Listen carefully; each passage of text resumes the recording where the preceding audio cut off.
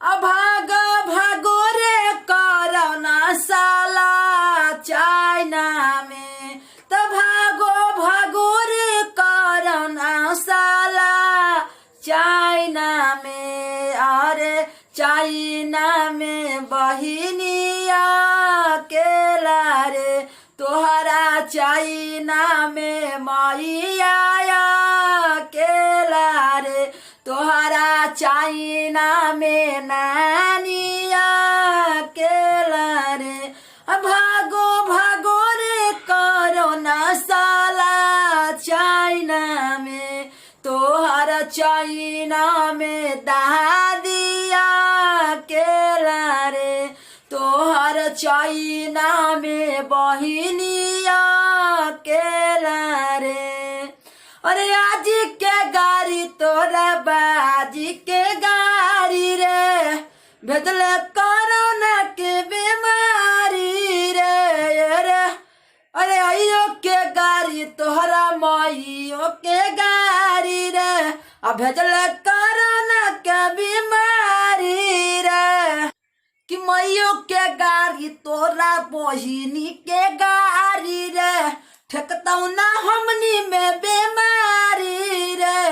अरे आया के गाड़ी तोहरा मैया के गाड़ी रे, भेजले कोरोना के बीमारी रे।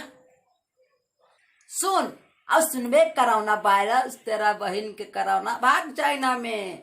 कि बिना लदर के कदम फर गल साला एम कहाँ गल, कोरोना आके बहिनी सिनेमा देखे गेल साला चाइना कहाँ गेल। कि बिना लदर के कदम फर गल साला चाइना कहाँ गल, कोरोना के बहिनी सिनेमा देखे गेल साला चाइना कहाँ गेल। कि कोरोना के मैया ना रह गे माई, तो पूरा इंडिया चाइना कम होना रह गे माई। सबके प्रणाम नमस्कार, हम बरगा सकेला बिडरवा के पापा। और ये बात को सीरियस नहीं लेना है। और हम ये वीडियो बनाए हैं तो गीत के लिए नहीं, वीडियो बनाने का मकसद है कि प्लीज जो आजकल हमारा देश में कोरोना वायरस की जनसंख्या बढ़ते जा रहा है, तो आप लोग जिस तरह से हमारे माननीय नरेंद्र मोदी जी कर रहे हैं कि अपना घर में रहें, अपना घर में ही सुरक्षा रहे, तो आप लोग बात नहीं मान रहे हैं और बाजार में निकल जा रहा है, देखा ऐसी कर रहे हैं कि हमको भी नहीं ठेकेगा। और बोलते हैं लोग, बहुत सारे लोग बोल रहे हैं कि प्रशासन मार रहा है, चुत्तर लाल कर दे रहा है। तो चुत्तर लाल किसके लिए कर रहा है? चुत्तर लाल इसलिए कर रहे हैं प्रशासन के लोग, ताकि आपको डर लगे कि बाहर न घूमिए। वो अपने लिए थोड़ी ना कर रहे, एक दूसरे से बीमारी फैल रहा है दूसरे में। तो कोरोना वायरस के चलते वो सभी को पिटाई कर रहे हैं।